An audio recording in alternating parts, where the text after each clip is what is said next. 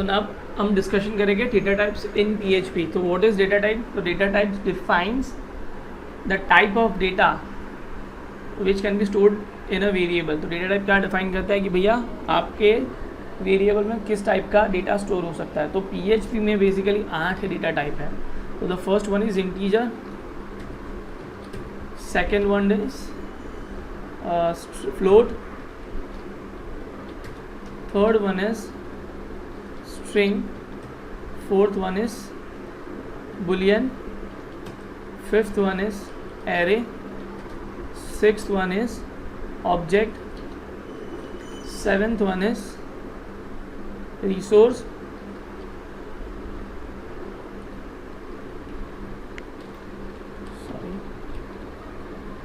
seventh one is resource, and the eighth is null.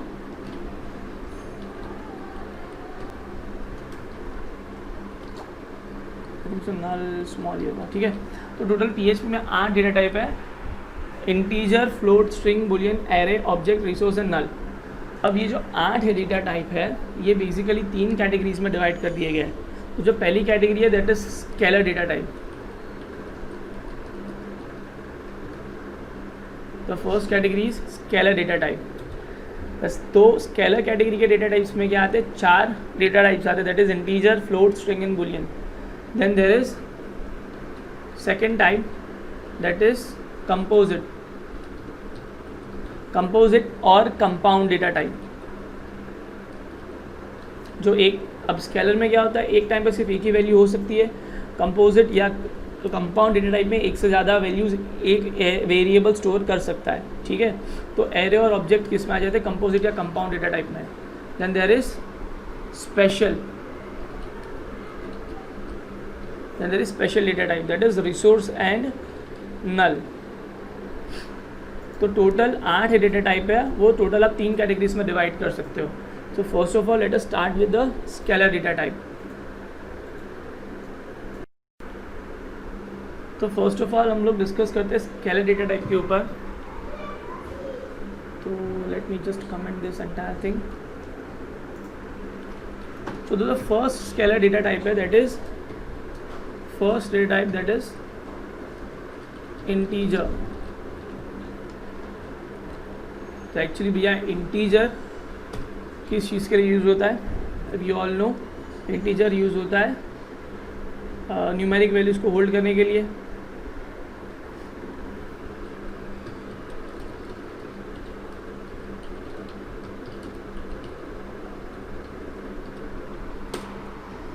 So let us declare x equals to 45। अब एक function है आपके पास, एक स्पेशल फंक्शन है where underscore dump। where underscore dump आपको किसी भी वेरिएबल की वैल्यू बताता है और उसके साथ साथ उसका डेटा टाइप बताता है। आपको इको विको लिखने की ज़रूरत नहीं है where underscore dump के आगे, ठीक है। मैंने x लिखा x equals to 45 and where underscore dump। Late me just run it. तो दैट इज डेटा टाइप का इंटीजर, उसकी वैल्यू कितनी है? 45। I am writing 0, it is also integer, I am writing 100 minus 100, that is also integer, okay। so where underscore dump is a special kind of function जो आपको data type और value provide करता है किसी भी variable की। ना एक और चीज़, एक छोटा सा गैस है। सपोज मैं यहाँ पे लिखता हूँ 45, x इक्वल्स टू 45 और मैं एक को कहता हूँ $x। तो प्रिंट क्या होगा? 45, नो पॉइंट्स फॉर गेसिंग। मैं लिखता हूँ 55, तो क्या प्रिंट होगा? 55। अब मैं लिखता हूँ इको $x इक्वल्स टू इस बार 55 अगेन $x, तो क्या प्रिंट होगा? 55 एंड 55 बाजू में प्रिंट हो जाएगा। सो ये नेक्स्ट लाइन में लाने के लिए मैं क्या यूज़ करता हूँ? BR यूज़ कर लेता हूँ। सो इको BR, रिमेंबर जो BR है वो आपको डबल कोट्स में लिखना पड़ेगा और मैं उसको एक कॉन्कैटिनेट कर देता हूँ x से। तो क्या होगा? पहले प्रिंट होगा 55, देन फिर प्रिंट होगा BR। BR क्या करेगा? नेक्स्ट लाइन में लिखा रहेगा, फिर प्रिंट करेगा 55। तो एज यू कैन सी जो फर्स्ट x है उसकी वैल्यू कितनी है? 55, सेकेंड x की वैल्यू भी 55 है, नो डिफरेंस है ना। अभी मैं लिखता हूँ 0, 55। मैंने क्या लिखा 0.55। सो 2 सेकेंड के लिए वीडियो पॉज करो और गैस करो ये आंसर क्या आएगा। सो अगर आप इसको प्रिंट करते हो तो लेट अस सी, पहले x की वैल्यू कितनी प्रिंट हो रही है 55 और दूसरे की प्रिंट हो रही है 45। So how is it so? Okay, so यहाँ पे अगर मैं 55 लिख रहा हूँ तो 55 का 55 आ रहा है, 0.55 लिख रहा हूँ तो 45 आ रहा है। Let us again have an experiment. $x equals to 0x55।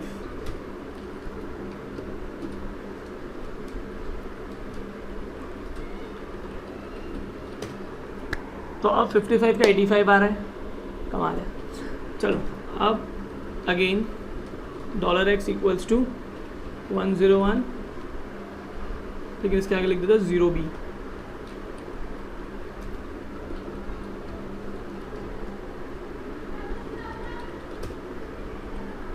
यह लिखना रह गया।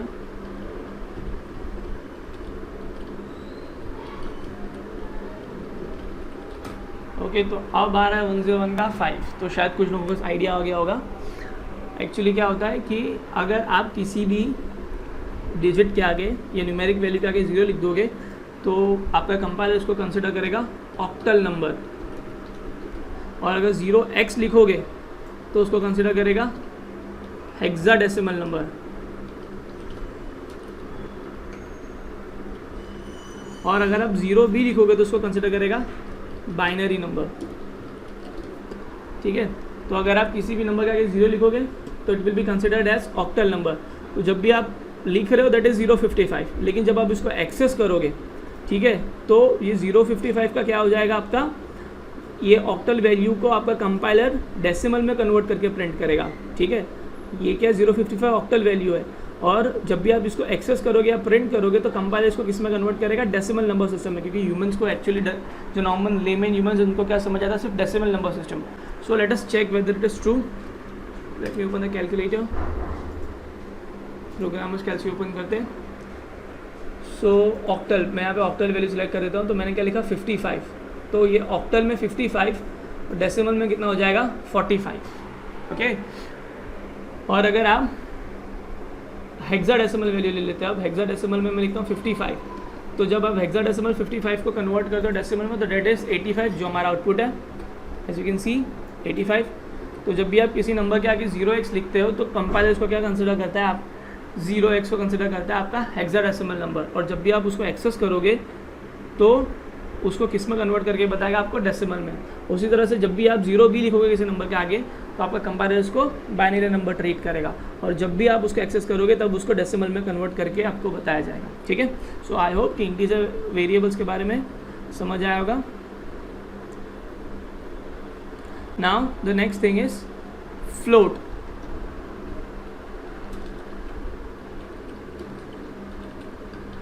सो फ्लोट में मैं बहुत ज़्यादा टाइम नहीं लूँगा, आई होप फ्लोट सबको पता होगा। अभी देखो कुछ जगह पे फ्लोट की जगह डबल आपको लिखा मिलेगा, कुछ जगह डेसिमल लिखा मिलेगा। ठीक है, तो don't get confuse between float, double and decimal. Generally अगर आप प्रोग्रामिंग लैंग्वेज देखते हो तो फ्लोट और डबल में साइज़ का डिफरेंस होता है, लेकिन PHP में फ्लोट, डबल, डेसिमल कुछ भी बोलो, तीन चीज़ एक ही है। ओके, अब फ्लोट में एक्चुअली आप क्या करते हो, तो you store values with decimal point.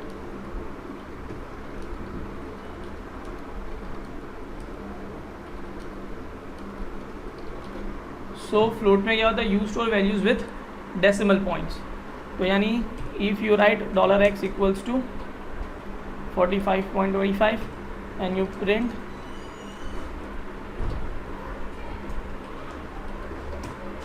सो यहाँ पर अब $x की वैल्यू कितनी हो जाएगी, देखते हैं वेयर अंडरस्कोर डंप यूज़ करके।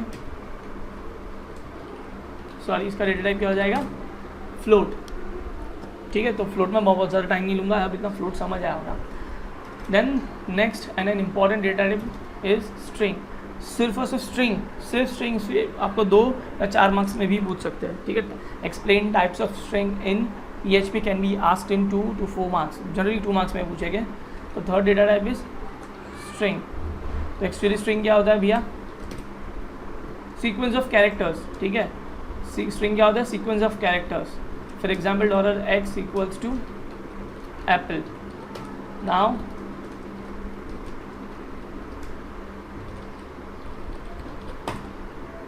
you can see apple. अब हम लोग यूज़ कर लेते हैं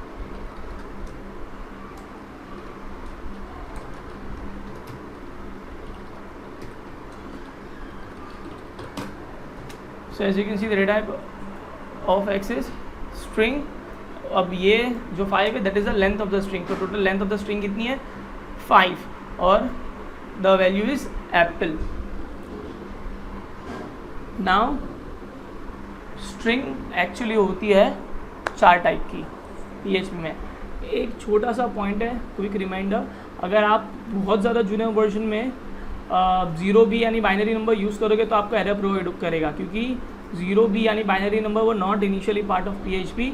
ये आई डोंट एक्चुअली रिमेंबर, शायद जहाँ तक मुझे याद है PHP वर्जन 5 के बाद बाइनरी नंबर्स अलाउड किए गए. तो यानी आपका PHP वर्जन 5 से कम है तो बाइनरी नंबर्स आपको एरर दे सकता है. ठीक है. Now again get back two strings. तो PHP में टोटली 4 टाइप की स्ट्रिंग्स होती है. तो पहली है double coated,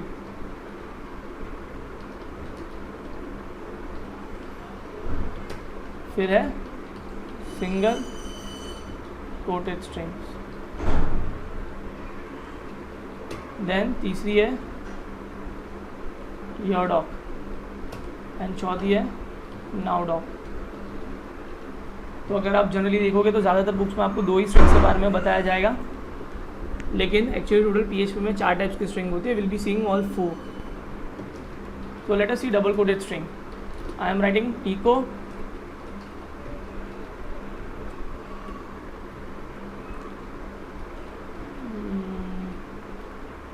let me consider यहाँ पे $a equals to 25. तो value of a equals to $a. ठीक है. इसके आगे भी BR लिख देते हैं, यहीं अंदर ही ले लेते BR, चलेगा. सो यहाँ पे आप अगर आप देख रहे हो तो value of a equals to 25 print हो रहा है. तो that was your single quoted string, sorry double quoted string. Now let us see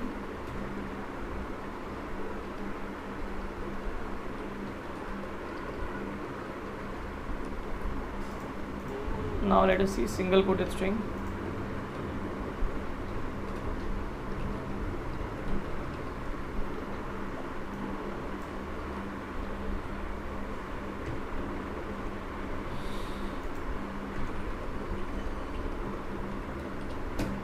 Now this is the output of single quoted string.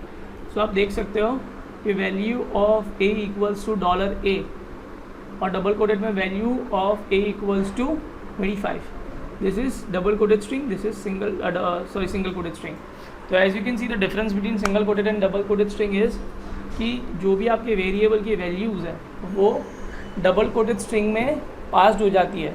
यानी $a की जगह क्या आएगा, आपकी वैल्यू आएगी $a की. तो $a की वैल्यू कितनी 25. तो यहाँ पे प्रिंट होगा value of a equals to 25. जबकि सिंगल कोटेड स्ट्रिंग में आपके वेरिएबल की वैल्यू पार्ट्स नहीं होगी और आपकी string as it is print हो जाएगी. तो यहाँ पे प्रिंट हो रहा है value of a equals to $a. So this is the real difference between single and double quoted string. 1 या 2 मार्क्स में सिर्फ इतना भी पूछते हैं कि explain the difference between single and double quoted string. इतना छोटा सा है, आपको सिर्फ एक्सप्लेन कर दो 2 मार्क्स मिल जाएगी. और ये पूछा गया क्वेश्चन है, अगर आप क्वेश्चन पेपर देखोगे तो this question has been asked multiple times. एक नहीं, एक से ज़्यादा बार पूछा चुका है. Now the most important thing that is your doc. Your doc एक स्पेशल टाइप की स्ट्रिंग होती है. So let us see how it works. अभी आप एक चीज़ देखना,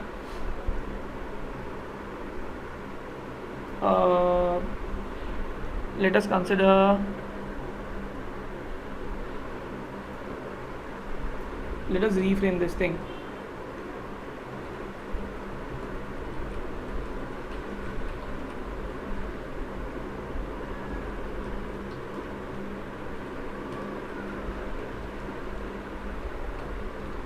So यहाँ पे मेरा स्टेटमेंट क्या है, variable as value equals to $a. सो अगर आप यहाँ पे देखोगे ध्यान से तो ये जो सिंगल कोट है, so it is a apostrophe S, ये क्या है, एक अपॉस्ट्रॉफी एस है, and this single quote is a part of the string. But देखो यहाँ पे अगर आप देखो कलर चेंज हो गया, अगर मैंने अपॉस्ट्रॉफी एस लिखा तो सीधा एरर दे दिया, अनएक्सपेक्टेड सिंटेक्स एरर। सो वाई सो, क्योंकि यहाँ पे जब सिंगल कोट स्टार्ट कर रहे हो और यहाँ पे एंड कर रहे हो, तो यहाँ पे क्या हो रहा है एक्चुअली, आपका जो स्ट्रिंग है वहाँ पे टर्मिनेट हो जाता है। तो अगर आपको इसको ओवरकम करना है तो आपको क्या करना पड़ेगा, बैक कोट करना पड़ेगा, ठीक है, आपको क्या करना पड़ेगा, बैक कोट करना पड़ेगा आपके अपॉस्ट्रॉफी एस को। So now you can see the value of the variable a is value equals to $a। तो नाउ दिस, अगर आपको बैक कोट करना पड़ेगा इस सिंगल कोट को, same thing for double quotes, यानी अगर यहाँ पे डबल कोट्स है तो उसको भी बैक कोट करना पड़ेगा, तभी it will be a part of the string. अब प्रॉब्लम यहाँ नहीं होती भैया, एक आध सिंगल कोट एक आध डबल कोट आपकी स्ट्रिंग में आ गया तो कोई प्रॉब्लम है नहीं, लेकिन सपोज आप एक ब्लॉग लिख रहे हो और उसमें बहुत सारे सिंगल कोट्स एंड बहुत सारे डबल कोट्स है, तब यहाँ पे प्रॉब्लम क्रिएट हो सकती है। इस सिचुएशन में आप योर डॉग और नाउ डॉग यूज़ कर सकते हो।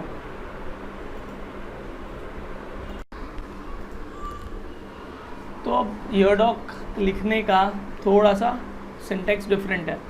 तो फॉर एग्जांपल मुझे अगर योर डॉग लिखना है तो $a equals to triple less than, फिर उसके बाद आइडेंटिफायर देना है, ठीक है, आइडेंटिफायर देंगे अब हम लोग।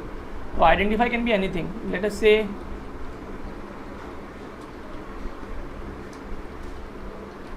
Extra bits, and you can write anything what you want. अब इसमें जो स्पेशल है योर डॉक में कि आप जितने सिंगल कोट डबल कोट चाहो उतने यूज़ कर सकते हो, ठीक है, विदाउट, यू डोंट नीड उसको बैक कोट करने की कोई ज़रूरत नहीं है। आप जितने सिंगल कोट चाहे, जितने डबल कोट चाहे, जहाँ चाहे वहाँ यूज़ कर सकते हो। तो जब भी आपके पास एक single quote double quote extensive string है, यानी एक ऐसी स्ट्रिंग है जिसमें बहुत सारा सिंगल कोट डबल कोट आते हो, तो इस सिचुएशन में आप क्या कर सकते हो, योर डॉग या नाउ डॉग यूज़ कर सकते हो। तो देखो अभी एक्चुअली क्या है, यह आइडेंटिफायर किस काम के लिए आता है, तो यहाँ पे हम लोग पूरी स्ट्रिंग लिख रहे हैं, ठीक है। अब इस स्ट्रिंग ख़त्म कब होगी, अभी आप कितनी भी लाइन लिखो it will be considered as a single string. तो ये स्ट्रिंग ख़त्म कब होगी, तो ये बताएगा हमें आइडेंटिफायर, ठीक है, ये बताएगा हमें आइडेंटिफायर। और अब हम लिखते हैं echo $a, echo $a। But एक चीज़ ध्यान रखना, देखो यहाँ पे एरर थ्रो कर रहा है, अगर आप रन करोगे यहाँ पे ये जो एक्स्ट्रा बिट्स है ये डिनोट कर रहा है कि भाई यहाँ पे स्ट्रिंग स्टार्ट हो रही है, और यहाँ पे जो एक्स्ट्रा बिट्स है ये डिनोट कर रहा है यहाँ पे स्ट्रिंग एंड हो रही है। So these are the identifiers, इन दोनों के बीच में आप जो भी लिखोगे एक सिंगल स्ट्रिंग होगी। आप ये जो स्पेसेस वगैरह है, नेक्स्ट लाइन वगैरह, ये सब इग्नोर हो जाएगी, ठीक है। तो अभी प्रिंट करोगे तो देखो यहाँ पे एक एरर आ रहा है। तो एरर क्यों आ रहा है, ये आइडेंटिफाई की वजह से। बहुत कम लोगों को इस चीज़ के बारे में पता है, लेकिन लेट मी एक्सप्लेन कि ये जो आपका एंडिंग आइडेंटिफायर है it should be attach to the first line, it should be starting from the first line. यहाँ पे एक भी देखो, अभी मैंने स्टार्टिंग से इसको पूरा चिपका दिया, अभी कोई प्रॉब्लम नहीं है, देखो पूरा वेरिएबल प्रिंट हो रहा है। BR लिख देते हो भैया कहीं,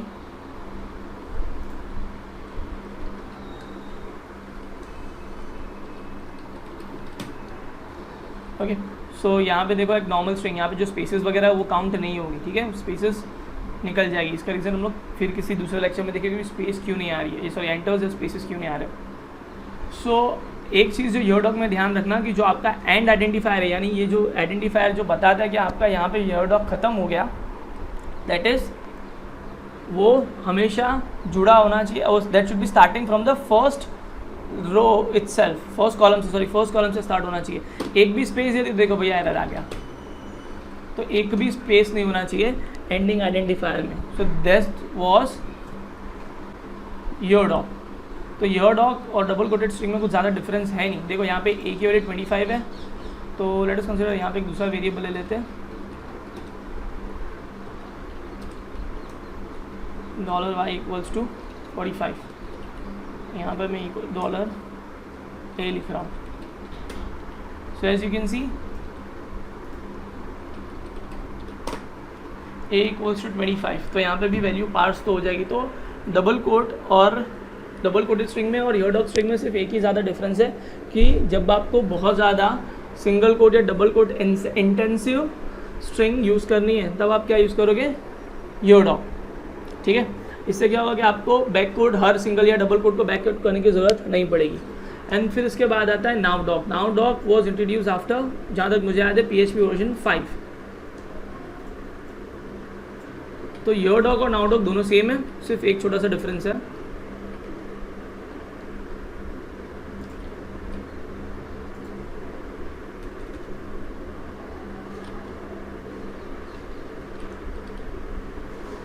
नाउ डॉक, तो व्हाट इज द डिफरेंस कि नाउ डॉक में जो आपका स्टार्टिंग आइडेंटिफायर उसके आगे आपको सिंगल कोट्स रखने हैं स्टार्टिंग और एंडिंग में।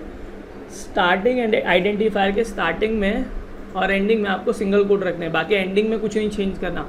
तो अभी देखो इसका आउटपुट देखते हैं।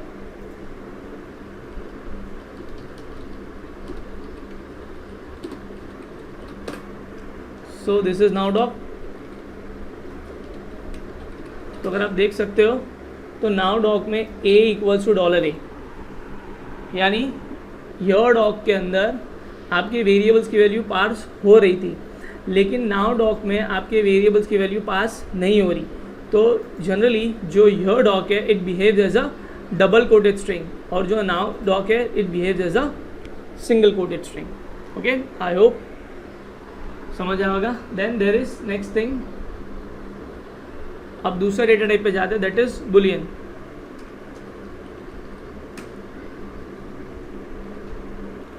Fourth data type is boolean data type. तो एक चीज़ ध्यान रखना, I want to ask a question. Boolean data type हम लोगों ने पढ़ा होगा दूसरी लैंग्वेजेस में। कमेंट करके बताना कि बुलियन कितनी साइज ऑक्यूपाई करता है हमारी मेमोरी पे। 1 बाइट, 4 बाइट, 5 बाइट, 8 बाइट, कितनी बाइट्स या कितनी मेमोरी ऑक्यूपाई करता है। प्लीज़ डू कमेंट कि बताना कि बुलियन भाई इतनी स्पेस ऑक्यूपाई करता है हमारी मेमोरी पर, ठीक है। It can be in bits, it can be in bytes, it can be anything, जो भी आंसर है एक बार बताना। सो नाउ किसी भी वेरिएबल को आप बुलियन डिक्लेयर कर सकते हो। $x इक्वल्स टू, सपोज क्या लिखोगे बुलियन के लिए, कुछ लोग लिखते हैं 0, but that is not valid. देखते हैं वेर अंडरस्कोर डम में $x क्या देता है। Let me just comment everything.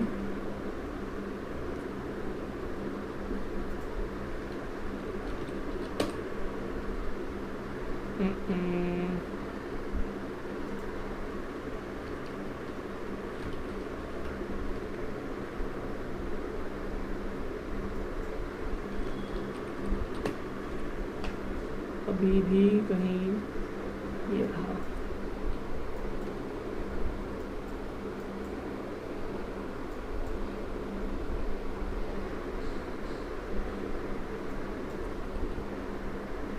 everything is commented now.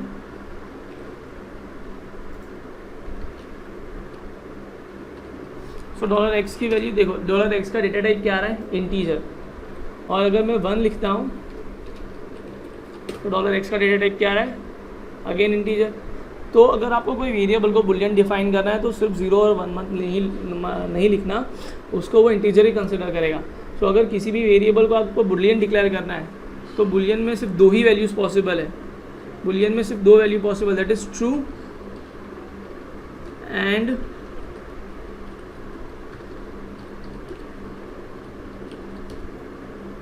दो है, ट्रू है एंड फॉल्स। तो बुलियन वेरिएबल में सिर्फ 2 ही वैल्यूज पॉसिबल है, ट्रू एंड फॉल्स। तो अगर आपको किसी वेरिएबल को बुलियन ट्रू डिक्लेयर करना है तो आपको TRU ट्रू लिखना पड़ेगा। देखो अब इसका डेटा टाइप क्या हो गया, बुल, यानी बुलियन, और उसकी वैल्यू कितनी है, ट्रू। अगर मैं लिखता हूँ फॉल्स तो now again data type is Boolean and उसकी वैल्यू कितनी है, फॉल्स। लेकिन याद रखना इसके आगे सिंगल कोट डबल कोट मत लिख देना। अगर सिंगल कोट या डबल कोट लिख दिया तो आपका वेरिएबल बन जाएगा string. Okay, so I hope कि आपको बेसिक 4 स्केलर डेटा टाइप समझ आए होंगे।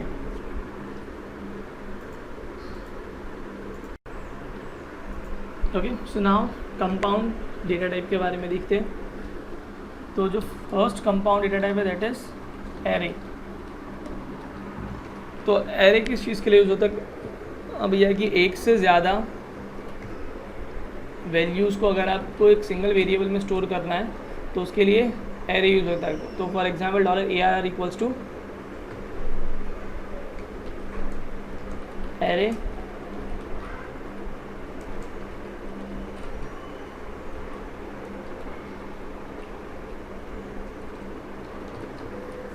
ओके। अब इसको प्रिंट करना है अगर एरे को, तो प्रिंट अंडरस्कोर डॉलर ये आ रहा।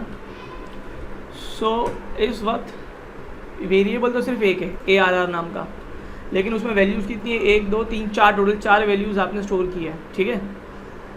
एरेज के ऊपर बहुत ज़्यादा डिटेल में स्टडी करने वाले हम लोग फर्दर लेक्चर्स में, because array is one of the most important concept of PHP, ठीक है। तो एरे के ऊपर बहुत ज़्यादा लंबा डिस्कशन होने वाला है, तो मैं अभी सिर्फ एक ब्रीफ इंट्रोडक्शन दे रहा हूँ एरे के। बस एरे में क्या होता है, एक से ज़्यादा वैल्यूज़ आप स्टोर कर सकते हो एक सिंगल वेरिएबल में। Then there is object data type, 6th data type is object, it is also a composite या / कंपाउंड डेटा टाइप। इसमें क्या होता है, आपने कोई क्लास बनाई स्टूडेंट, जो भी होगा उसके अंदर वेरिएबल्स प्रॉपर्टीज़ वगैरह डिक्लेयर किया आपने, और जब आप उसका ऑब्जेक्ट बना दो $OB = न्यू स्टूडेंट,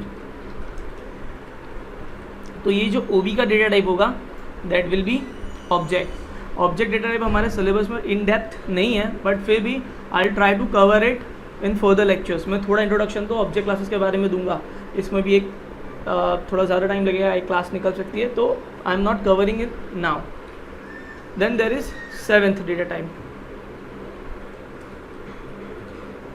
रिसोर्स। तो रिसोर्स डेटा टाइप एक्चुअली किस चीज़ के लिए यूज होता है, to hold some external links. Resource किस चीज़ के लिए यूज होता है, to hold some external links. तो as you can see in our notes, resource is a special data type which is used to access external resources such as data disconnection or database record or a file handler etc. यानी अगर आपको कोई external resource hold करना है तो आप resource type use कर सकते हो, जैसे कि डेटाबेस के साथ कनेक्टिविटी। अगर VB में देखा होगा तो डेटा सेट के लिए थोड़ा सा उससे सिमिलर, कुछ बहुत ज़्यादा सिमिलर, कुछ बता रहा हूँ। तो कोई एक्सटर्नल फाइल का आपको हैंडलिंग करनी है, तो या फिर आपको डेटाबेस के साथ कोई हैंडलिंग करनी है, तब आप रिसोर्स यूज़ कर सकते हो। जब हम डेटाबेस कनेक्टिविटी देखेंगे तब मैं आपको एक्सप्लेन करूँगा रिसोर्स इन वेरी डिटेल कि एक्चुअली रिसोर्स क्या है, what is the actual meaning of resource and how does resource data type works. Will be looking at it later again. ये दोनों जो कंपोजिट या कंपाउंड डेटा टाइप्स है, इसके बारे में भी हम लोग लेटर देखेंगे, और जो स्पेशल रिसोर्स टाइप का डेटा टाइप है इसके बारे में भी हम लोग बाद में देखेंगे। Then there is 8th, that is null. So null का मीनिंग क्या होता है भैया, करंटली इस वेरिएबल में कोई वैल्यू नहीं है, तो नल आप यूज़ कब करोगे, तो फॉर एग्जांपल मैं लिखता हूँ कि $x सिर्फ इको करवा देता हूँ, मुझे पता है कि x में कोई वैल्यू नहीं है, I don't want to assign any value to x। तो क्या होगा, यहाँ पे तो डिक्लेयर तो कर नहीं सकते, और वैल्यू असाइन किए बगैर जब तक आप वैल्यू असाइन नहीं करोगे तब तक उसके डेटा टाइप डिक्लेयर नहीं होगी, और जब तक डेटा टाइप डिक्लेयर नहीं होगी तब तक आप वेरिएबल को यूज़ नहीं कर पाओगे, ठीक है। तो अब यहाँ पे आपने x को वैल्यू असाइन की नहीं है, तो यहाँ पे जब आप उसको यूज़ करोगे ये क्या देगा, आपको एक एरर देगा। बट हाँ, फ्यूचर में हो सकता है कि इस x की कोई वैल्यू आ जाए, तो अगर आपको देखना है कि भैया कोई वेरिएबल डिक्लेयर भी हो जाए, उसको मैं करंटली कोई वैल्यू नहीं देना चाहता, तो आप क्या उसको सिर्फ नल डिक्लेयर कर सकते हो। तो देखो यहाँ पे एरर नहीं आ रहा, तो x में कोई आपने वैल्यू असाइन नहीं की, लेकिन एक वेरिएबल डिक्लेयर हो गया है। So what does null means, null means nothing. फिलहाल x के अंदर कोई वैल्यू है ही नहीं, फ्यूचर में आ सकती है, अभी फ़िलहाल x खाली है। अगर खाली है तो वो किसी डेटा टाइप के साथ एसोसिएटेड नहीं है, प्लस वो डिक्लेयर भी हो चुका है मेमोरी पे। तो अब अगर आप यहाँ पे var_dump यूज़ करो, so you can C x की वैल्यू भी नल है, उसका डेटा टाइप भी नल है, ठीक है। So this was just a quick introduction about data types in PHP.